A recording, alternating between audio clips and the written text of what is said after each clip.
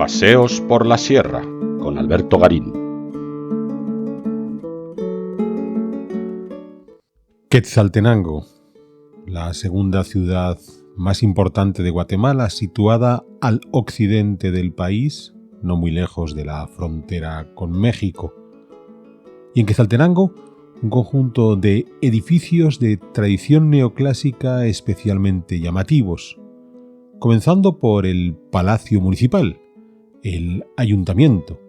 que es la sede del poder municipal de la ciudad desde finales del siglo XIX, cuando fue construido. Un estilo neoclásico, el de este ayuntamiento y el de otros muchos edificios que dominan el centro histórico de Quetzaltenango,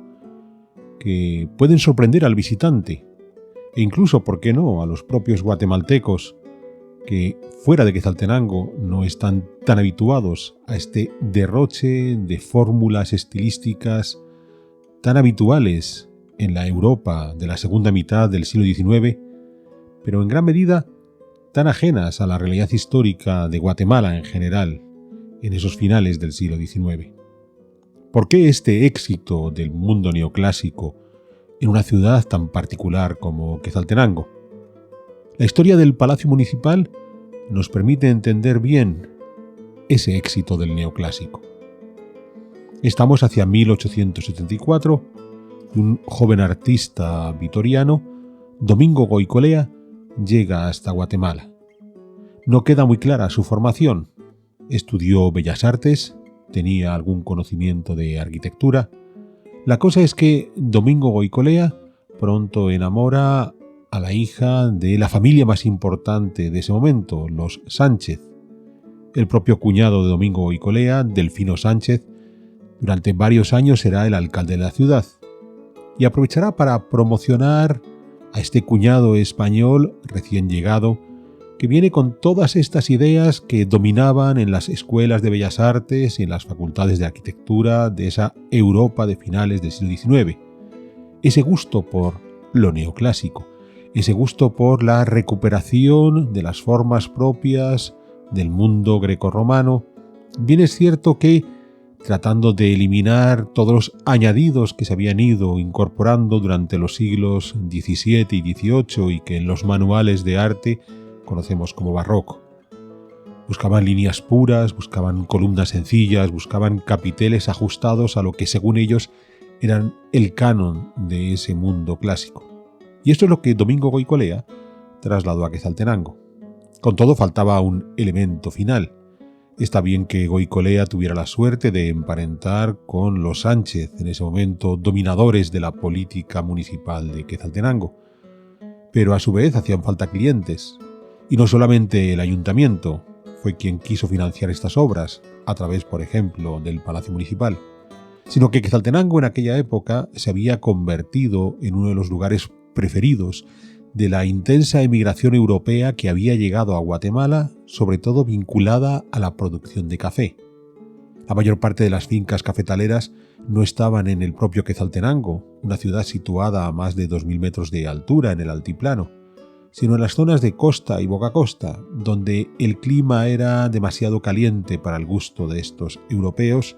que preferían tener, sí, sus fincas cafetaleras en esa zona de costa, pero instalarse en esta confortable ciudad de Quetzaltenango, donde el clima era mucho más benigno. Y son esos europeos los que no dudaron en impulsar los trabajos de Goicolea, primero a través de su familia política, en el ayuntamiento, y después lo podemos observar en los casi 300 edificios neoclásicos que se reparten por el centro histórico. En cualquier caso, si nos centramos en el ayuntamiento propiamente dicho,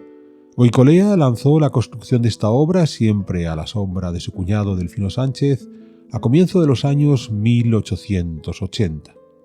Al menos la fachada que miraba hacia la plaza, hacia el Parque Central, ya podía estar concluida para 1887, la fachada y esa crujía. Después había que seguir desarrollando todo el patio interior, por supuesto las fachadas laterales y la fachada posterior. Aquí las obras se detuvieron, en gran medida porque el propio Domingo Goicolea decidió dejar de vivir en Quetzaltenango cuando se desplazó a partir de 1891 a la capital, a la Nueva Guatemala de la Asunción, a hacerse cargo de parte de los bienes de su familia política, y ya vivirá el resto de su vida en la capital, dejando atrás sus trabajos en Quetzaltenango. Esto pudo provocar ese parón en las obras del Palacio Municipal, aunque hay otro elemento que vino a añadir un inconveniente mayor, y es que en 1902 hubo una gran erupción volcánica del cercano volcán de Santa María que generó un nuevo cráter, el Santiaguito,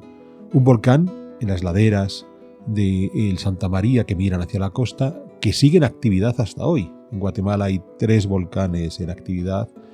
el Pacaya, cerca de la capital, el volcán de Fuego,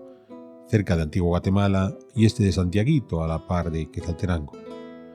Y es posible que las obras aún se ralentizaran más, de ahí que el Palacio Municipal y esta parte que estamos viendo ahora del interior, ese patio central, no habría de ser concluido hasta los años 1950, y con unos acabados menos estilosos, menos elegantes que los que había propuesto Domingo Goicolea. Sin duda llama mucho la atención esa caja de escalera que han colocado en un extremo y que viene a romper por completo cualquier elemento asociado a una distribución proporcionada, canónica, asociada a ese mundo clásico. Llama la atención que hubiera un buen maestro de obras como Domingo Goicolea a finales del XIX, con una buena preparación, con todas las limitaciones que podía tener un emigrante de esos finales del XIX para aportar sus conocimientos artísticos, y que para mediados de los 50, cuando la posibilidad de acceder a ese conocimiento del mundo historicista era más sencillo, y sin embargo los arquitectos que remataron esta obra del Palacio Municipal mostraron un conocimiento inferior. Claro que si seguimos el rastro de las intervenciones que se han hecho a continuación por el conjunto del Palacio Municipal, nos damos cuenta que la calidad o el conocimiento de los encargados de esas obras ha ido reduciéndose aún más con el paso del tiempo. Una curiosidad: cuando en 1891 Domingo Goicolea se desplazó a la capital, había sembrado la semilla por el gusto neoclásico y lo había hecho en manos de algunos maestros de obras locales, indígenas, siendo el más conocido Agathon Bosch, a quien se le atribuye algunos edificios que quizás en otros paseos por la sierra tengamos ocasión de conocer, y en los que la composición clásica se altera en sus elementos, demostrando que Agathon Bosch había aprendido de oídas de Goicolea, pero no del todo. En 1897 a Quetzaltenango llegaría otro arquitecto europeo, posiblemente de origen italiano, Alberto Porta, que sería el que remataría la jugada de esas fórmulas neoclásicas, no aquí en el Palacio Municipal, donde no intervino, sino en el Pasaje Enríquez, al otro lado del parque, enfrente de este Palacio Municipal. Un Pasaje Enríquez al que también merece la pena que le dediquemos en el futuro un paseo por la sierra. Cuando hoy recorremos el Palacio Municipal, entre los elementos que ornan estos espacios tenemos un grupo de esculturas muy llamativo. Desde esta representación de la muchacha indígena, quizás evocando a las Umialtinamit, las reinas de las fiestas, que no son equiparables a las reinas de la belleza de las fiestas occidentales, son más la encarnación de la auténtica cultura autóctona indígena, en este caso quiché, del altiplano guatemalteco.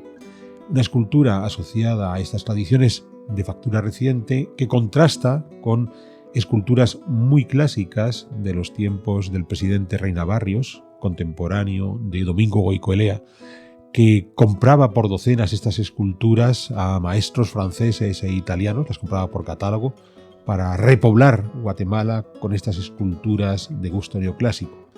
Una idea que no es exclusiva solo de Guatemala, ese amor por importar esculturas asociadas a divinidades clásicas a Hispanoamérica.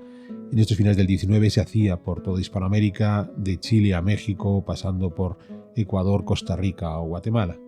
Y por supuesto la inevitable introducción del arte contemporáneo a través de una escultura no figurativa. Con lo que, el Palacio Municipal nos muestra que es capaz de irse adaptando a las sucesivas modas que encontramos en nuestro mundo contemporáneo. Si ya rematamos la visita del Palacio Municipal rodeándolo hacia el exterior, hay un elemento significativo, inmediato, el uso del nivel de calle que el palacio ofrece para muchos de los comercios de la ciudad. Hay parte de esos locales a nivel de calle que son oficinas municipales, pero otros son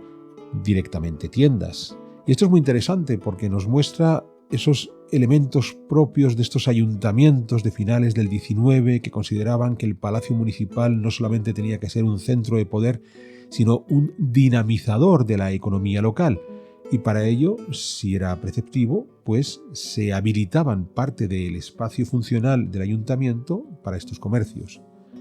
La fachada posterior, que es el ultimísimo remate que se hace ya en los años 1950, es el mejor ejemplo del escaso control que tenían de las fórmulas clásicas, habiendo resuelto con estos inmensos pedestales sobre los que se levantan las columnas,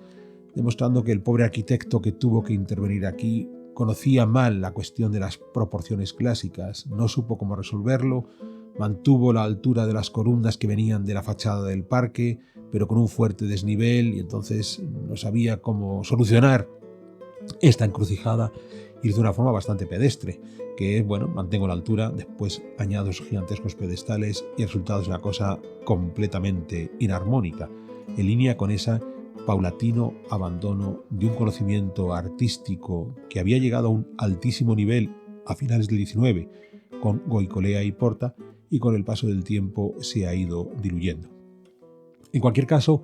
el Palacio Municipal de Quetzaltenango es un buen ejemplo de ese arranque de la arquitectura neoclásica que, como decíamos al principio, domina toda esta ciudad del occidente de Guatemala y que sorprende porque son muchísimos los edificios que se conservan, incluso pese a la erupción del Santiaguito de 1902. Muchos de ellos tuvieron que ser recuperados de esa erupción y con visos de que ya forma parte de la identidad propia de Quetzaltenango, de modo que el turista que acude a esta ciudad va a verse sorprendido por, en un lugar tan indígena, encontrarse unas formas artísticas tan europeas.